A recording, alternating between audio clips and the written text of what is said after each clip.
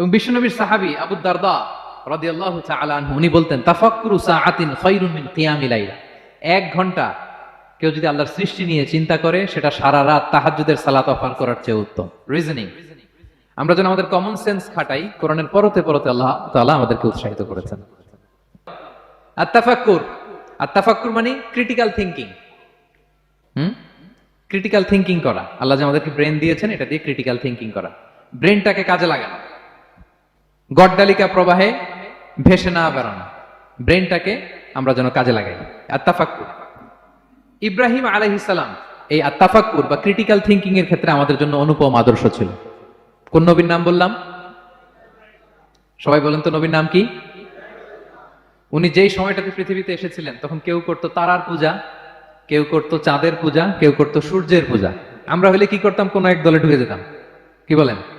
একদল করে তারার পূজা, আরেক দল সূর্যের, আরেক দল চাঁদের। আমরা হলে কি করতাম? এক দলে ঢুকে যেতাম। উনি ঢুকেন নাই। উনি এই তারকা পূজারী, সূর্য পূজারীদের চিন্তার দেয়ালে আঘাত করেছেন। সুবহানাল্লাহ। ফালাম্মা জান্না আলাইহিল লাইলু রাআ কাওকাবা। উনি কিভাবে সত্যের সন্ধান পেলেন দেখেন। উনি রাত্রিবেলা যখন দেখেন যে লোকজন তারার পূজা করে, উনি ভাবলেন হাযা রাব্বি, তারাই কি আমার রব? পরে দেখে না, দিনের বেলায় তারারে আর খুঁজে পাওয়া যায় না। এখন মনে মনে ভাবে হায় রে, আমার রব যদি আবার মাঝে মধ্যে না থাকে তো আমি যাবো কই? এক সময় উনি আসে, আরেক সময় নাই। এরকম খোদা দিয়ে আমাদের কোনো লাভ আছে? যিনি সবসময় আমার টেক কেয়ার করবে, আমরা তো ওই খোদার ইবাদত করি, ঠিক কিনা? উনি বললেন না না, এই তারা আমার রব হতে পারে না। এরপর দেখা যায় আরেকদিন রাত্রিবেলা সবাই চাঁদের পূজা করে, কি দ্যুতিময় চাঁদ, জ্যোৎস্না ছড়ায়। তো উনি ভাবলেন আহা রাব্বি, এটাই কি আমার রব? পরে দিনের বেলা যখন দেখি না, চাঁদ তো আর দেখা যায় না, চাঁদ তো আর নাই, ভ্যানিশ, ডিসঅ্যাপিয়ার। পরে বলে না, চাঁদ আমার রব হতে পারে না। এবার দিনের বেলা দেখলেন দ্বিপ্রহরের জল জলে সূর্য খা খা রোদ বিলাচ্ছে গোটা বিশ্বে। দেখে যে সবাই এটার ফলোয়ার বেশি, সবাই সূর্যের পূজা করে। কিন্তু আবার গোধূলি লগ্নে সানসেটের টাইমে যখন সূর্য ডুবে গেল, হায় হায়, উনি বিপদে পড়লেন। এবার আমি কই যাব? সূর্যও তো থাকে না। আল্লাহু আকবার। তখন তিনি ঘোষণা দিলেন ইন্নী ওয়াজ্জাহতু ওয়াজহিয়া লিল্লাযী ফাতারাস সামাওয়াতি ওয়াল আরদা হানিফা ওয়া মা আনা মিনাল মুশরিকিন। হে তারকা পূজারী, হে চাঁদের পূজারী, হে সূর্য পূজারী, আমি তোমাদের কোন দলের সাথে নাই, বরং আমি আমাকে ওই সত্তার দিকে মনোনিবেশ করলাম, আত্মসমর্পণ করলাম। ফাতারাস সামাওয়াতি ওয়াল আরদ, যিনি আকাশ সৃষ্টি করেছেন, জমিন সৃষ্টি করেছেন।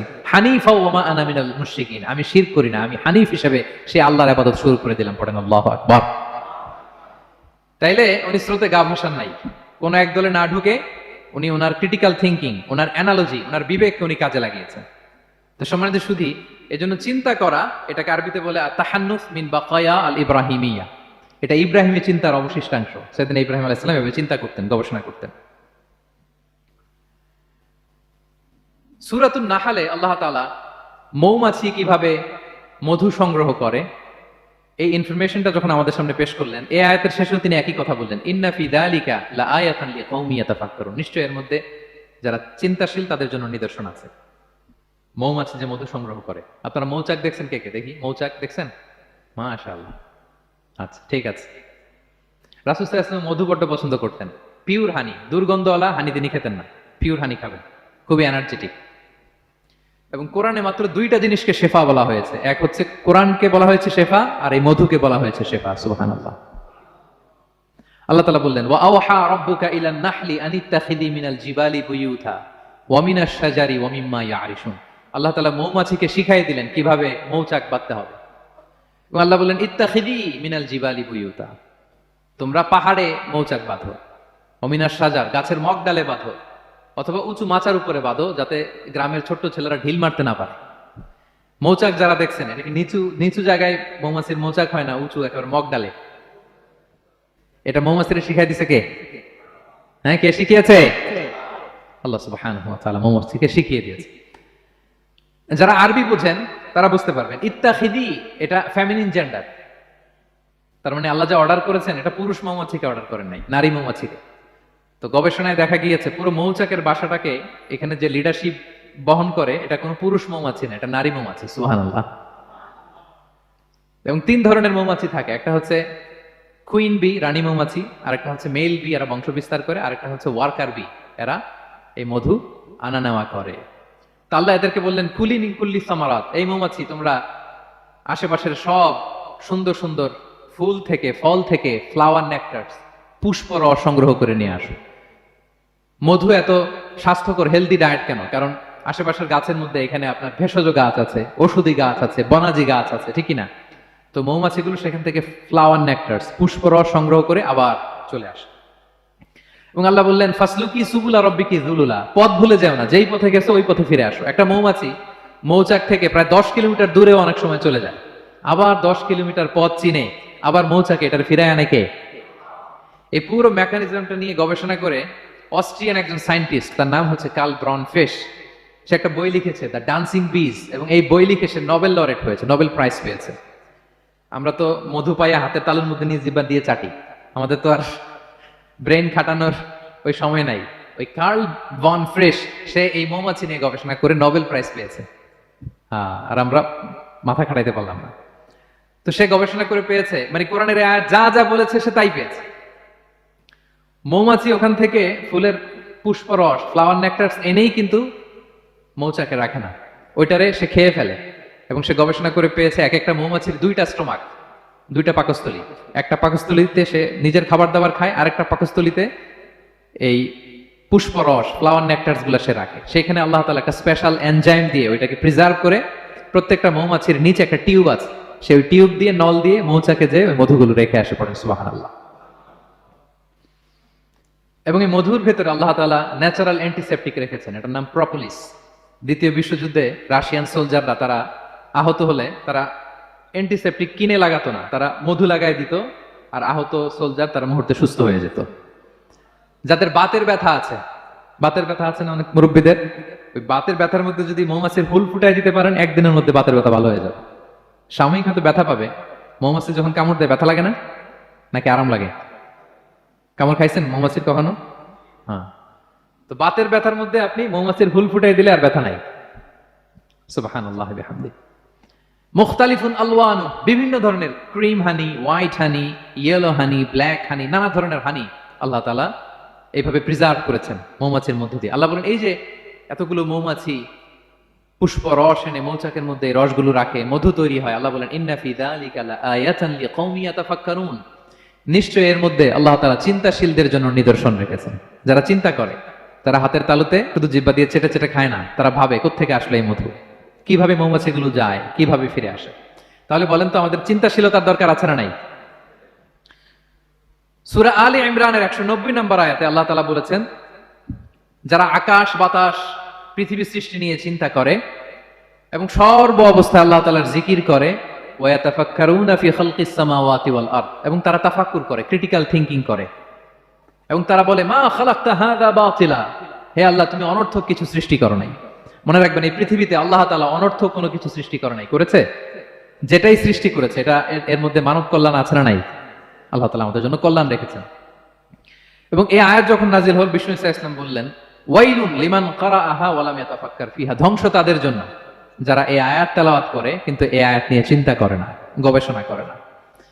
এবং কোরআনের বিভিন্ন আয়াতে আল্লাহ তাআলা বিষ্ণুবীকে বলেছেন, নবী হে, আপনি আপনার উম্মতদেরকে নবীদের ঘটনা শোনান। কোরআনের 3 ভাগের 1 ভাগ হচ্ছে ঘটনা। পুরো কোরআনের 3 ভাগের 1 ভাগ কি?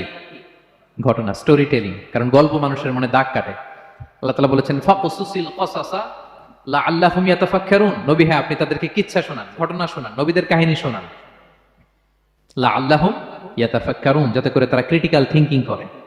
তারা লূত আলাইহিস সালামের কওমের ঘটনা যখন শুনে যে আল্লাহ তাআলা আপসাইড ডাউন করে দিয়েছিলেন, তারা যখন কওমে আদের ঘটনা শুনে, কওমে সামুদের ঘটনা শুনে, তারা যেন চিন্তাশীল হয়। এবং বিশ্বনবীর সাহাবী আবু দারদা রাদিয়াল্লাহু তাআলা আনহু, উনি বলতেন, তাফাক্কুরু সাআতিন খায়রুম মিন কিয়ামিল লাইল, 1 ঘন্টা কেউ যদি আল্লাহর সৃষ্টি নিয়ে চিন্তা করে, সেটা সারা রাত তাহাজ্জুদের সালাত অফার করার চেয়ে উত্তম। এবার বলেন, আমাদের চিন্তা করার দরকার আছে না নাই? ব্রেনটা খাটাবেন তো? এই যে যারা কনভার্টেড মুসলিম হয়, এরা কিন্তু অনেক চিন্তা ফিকির করে, নিজের সাথে নিজে বোঝাপড়া করে, ক্রিটিক্যাল থিংকিং করে, তাদের অ্যানালজি কাজে লাগিয়ে, আল্লাহর দেয়া ব্রেনকে কাজে লাগিয়ে এরপরে শাহাদা পাঠ করে, এমনি এমনি না। এই যে কিছুদিন আগে আমেরিকান এক পপ স্টার কালেমা পড়ছে না? আপনি জানেন, একটা ধর্ম চেঞ্জ করা, একটা ফেইথ চেঞ্জ করা, এটা কত বড় সিদ্ধান্ত? হ্যাঁ, বাপদাদার ধর্ম, বয়স 30-40, এতদিন যে ধর্ম মানলাম, এটাকে চেঞ্জ করে নতুন ধর্মে কনভার্ট হয়, এটা কত বড় সিদ্ধান্ত? Could you imagine that? It's not a joke. নিজের সাথে নিজের অনেক বোঝাপড়া করতে হয়, তারাই ক্রিটিক্যাল থিঙ্কিং করে। এবং বিষ্ণু ঈসা ইসলাম উনি নবী হওয়ার আগেও এই চিন্তার আবাদত করতেন। তিনি হেরা গুহায় চলে যেতেন, কাবা থেকে 6 কিলোমিটার উত্তরে, 634 মিটার উঁচু, যা বলে নূরের উপরে একটা কেইভ আছে, গুহা, এটার নাম হচ্ছে গারে হেরা। ওখানে বসে বসে তিনি এই চিন্তা করতেন। তার মানে নবী হওয়ার আগে বিষ্ণুনবীর আবাদত ছিল চিন্তার আবাদত। নবী হিসেবে অ্যাসাইন্ড হওয়ার আগে বিষ্ণুনবীর আবাদত কি ছিল বলেন তো? নামাজ পড়া, কোরআন তেলাওয়াত করা। কোরআন তো নাজিলই হয় নাই, কোরআন তেলাওয়াত করবে কেমনে? তখন 6 মাস বসে বসে উনি ওখানে কি করেছেন বলেন? ধ্যানমগ্ন করেছেন, ধ্যানমগ্ন ছিলেন, তিনি চিন্তা করতেন। ওইটাই ছিল ওনার আধ্যাত্মিক শিক্ষায়তন। ওই নির্জন গুহার মধ্যে উনি যখন চিন্তায় মগ্ন ছিলেন, আল্লাহর সৃষ্টি শৈলী নিয়ে চিন্তা করতেন, ঠিক ওই মুহূর্তে, অন্তিম মুহূর্তে, ওই মাহেন্দ্রক্ষণে নাজিল হয়েছে ইকরা বিসমি রাব্বিকাল্লাযী খালাক, read in the name of your lord who has created, পড়ো তোমার প্রভুর নামে যিনি তোমাকে সৃষ্টি করেছেন, শিক্ষা দিয়েছেন। তাহলে সম্মানিত সুধী, ইসলামের সূচনা হয়েছিল, এটা বলা যায় ফাইনালি, যে ইসলামের সূচনা হয়েছিল চিন্তার ইবাদতের মধ্য দিয়ে। তো আমরা যেন চিন্তা করি। তাহলে 4টা পয়েন্টের 3টা আমরা ক্লিয়ার করে ফেললাম। আর তাফাক্কুর, ক্রিটিক্যাল থিঙ্কিং হয়ে শেষ। 4 নম্বর কি বলেছিলাম? হ্যাঁ বলো তো? আর তাদাব্বুর। আর তাদাব্বুর মানে পন্ডারিং অন দ্য কোরআন, কোরআনকে গবেষণা করে পড়া, কোরআনের আয়াতের অন্তর্নিহিত মর্মার্থ, গূঢ় রহস্য উদ্ঘাটনের চেষ্টা করা। আল্লাহ বলেন আফালা ইয়াতাদাব্বারুনাল কোরআন আম আলা কুলুবিন আকফালুহা, ওরা কি কোরআন নিয়ে একটু চিন্তা গবেষণা করবে না, নাকি ওদের অন্তরে জং ধরা তালা পড়ে গিয়েছে? তাহলে আমরা যে গড়গড় করে তেলাওয়াত করি, আল্লাহ শুধু এই তেলাওয়াত করতে বলেননি। হ্যাঁ, তেলাওয়াত করলে প্রতি অক্ষরে 10 নাকি ঠিক আছে, কিন্তু আল্লাহ বলেছেন ওরা কি কোরআন নিয়ে চিন্তা গবেষণা করবে না? আফালা ইয়াতাদাব্বারুনাল কোরআন, কোরআন তো এসেছে গোটা বিশ্বকে কাঁপিয়ে দিতে, হিস্ট্রিকে বদলে দিতে কোরআন এসেছে। মা আনজালনা আলাইকাল কোরআন লিতাশকা, নবী হে হতভাগা জাতি হিসেবে পৃথিবীতে থেকে যাবেন, এজন্য কোরআন পাঠাই নাই। এটা পৃথিবীর পুরো হিস্ট্রিকে চেঞ্জ করে দিবে। তাদাব্বুরুল কোরআন। আর তাদাব্বুর শব্দটা এসেছে দুবুর থেকে, দুবুর মানে পেছন। আল্লাহ বলেছেন প্রতিটা আয়াত পড়ার সময় এর পেছনের নেপথ্যের গল্পটা কি, এটাকে খুঁজে বের করো। আপনি যত বড় মুফাসসির হন, কোরআনের আয়াত আপনি যত পড়বেন, প্রতিদিন নিত্য নতুন নতুন নতুন তথ্য আপনি পাবেন। আল্লাহর কসম, আমি আল আজহারে কোরআন নিয়ে পড়াশোনা করেছি। IIM কোরআন নিয়ে masters, human embryology in the holy Quran. PhD-র 5 বছর, human behavioural patterns in the holy Quran. এখনো তো তাফসির করে যাই, প্রতিদিন কোরআন স্টাডি করি। একটা আয়াত যত পড়ি, প্রত্যেক স্টাডিতে নতুন নতুন ইনফরমেশন আমার মাথায় চলে আসে। শুধু আমার মাথা না, পৃথিবীর যত বড় মুফাসসির হোক তিনি, যত পড়বে কোরআন, যত রিভাইজ করবে, যত রিসার্চ করবে, প্রত্যেক রিভিশনে সে নতুন নতুন তথ্য পাবে। এজন্য আল্লাহ বলেন আফালা ইয়াতাদাব্বারুনাল কোরআন, ওরা কি কোরআন নিয়ে একটু চিন্তা গবেষণা করবে না, নাকি ওদের অন্তরে তালা, জং ধরা তালা লেগেছে? তো সম্মানিত শুধু আসুন, এই কোরআন নাজিলের মাসে আমাদের জং ধরা তালাটাকে আনলক করার জন্য আমরা কোরআনকে with vast concentration, with deep analysis and critical thinking নিয়ে যেন পড়ি। প্রতিটা আয়াত পড়ার সময় এর পেছনের গল্পটা কি, কোন প্রেক্ষাপটে নাজিল হলো, বর্তমান সময়ের সাথে কিভাবে এটাকে অ্যাটাচ করা যায়, এটার অন্তর্নিহিত গূঢ় রহস্যটা কি, এই গূঢ় রহস্য উদ্ঘাটনের কথা, কোরআন নিয়ে গবেষণার কথা এবং চিন্তার কথা বারবার কোরআন আমাদেরকে বলেছে। আমাদের এই চিন্তাকে জাগানোর জন্য এই কোরআন বারবার আমাদের কাছে আহ্বান করেছে। এখন আমাদের কি একটু সময় হবে না কোরআনকে চিন্তার সাথে গবেষণার সাথে পড়ার? হ্যাঁ, চিন্তাশীলতার সাথে গবেষণা করে কোরআন স্টাডি করার দরকার আছে না নাই? বলেন বলেন। হ্যাঁ, পড়বেন তো আপনারা? যারাই চিন্তা করবে, চিন্তাশীল হবে, কমন সেন্সকে খাটাবে, তারাই পৃথিবীর হিস্ট্রি পাল্টে দিবে। এই যে বিমান দিয়ে যে আমরা চড়ি, 2 ভাই আবিষ্কার করছে, Wilbur Wright, Orville Wright, Wright ভ্রাতৃদ্বয়। বলেন তো এই অরভিল রাইটের চোখ ছিল কয়টা? 3টা না? হ্যাঁ, উইলবার রাইটস এর হাত ছিল কয়টা? আমার হাত কয়টা? আপনার হাত কয়টা? তো ওরা পারলে আমরা পারবো না কেন? কারণ এই চিন্তার ইবাদত থেকে আমরা দূরে সরে গিয়েছে। আমাদের মধ্যে রিজনিং নাই, আমাদের মধ্যে লজিক্যাল আন্ডারস্ট্যান্ডিং নাই, আমাদের মধ্যে ক্রিটিক্যাল থিঙ্কিং নাই, আমাদের মধ্যে পন্ডারিং অন দ্য কোরআনিক ভার্সেস নাই। আল্লাহ তাআলা আমাদের যে বিবেক, চিন্তা শক্তি দিয়েছেন, এটাকে আমরা কাজে লাগাই না, এজন্য আমরা পিছিয়ে পড়েছি। সম্মানিত শুধু কোরআন বারবার আমাদের এই চিন্তা শক্তিকে জাগানোর জন্য আহ্বান করেছে। কোরআনের আয়াতের পরতে পরতে কোরআন আমাদেরকে বলেছে আমরা যেন চিন্তাশীল হই। এই যে সফিস্টিকেটেড ব্রেইন আল্লাহ তাআলা দয়া করে আমাদেরকে দান করেছে, আমরা যেন এই ব্রেইনটাকে কাজে লাগাই, আমরা যেন আমাদের বিবেকটাকে কাজে লাগাই, আমরা যেন আমাদের কমন সেন্সকে কাজে লাগাই। তাহলে আমাদের সোনালী অতীত আবার আমরা ফিরে পাবো। তাহলে আজকের এই আলোচনা থেকে ফাইনাল কথা হচ্ছে যে আমাদেরকে চিন্তা করতে হবে, যে কোনো জিনিসকে কোশ্চেন করতে হবে, প্রশ্ন করতে হবে, কেন, কিভাবে, ও পারলে আমি কেন পারবো না। কোরআনের আয়াত পড়ার সময় বারবার চিন্তা করবেন, সব দায় দায়িত্ব আমাদের উপর ঠেলে দিয়েন না। কোরআন নিয়ে শুধু আমরাই গবেষণা করবো আর ওয়াজ শোনাবো, এটা not only my sole responsibility, আপনাদের দায়িত্ব আছে, প্রত্যেকের দায়িত্ব। যত কোরআন পড়বেন আপনার অন্তরের তালা খুলে দিবে কে? আল্লাহ তাআলা আমাদেরকে চিন্তাশীল হওয়ার তৌফিক দান করুক।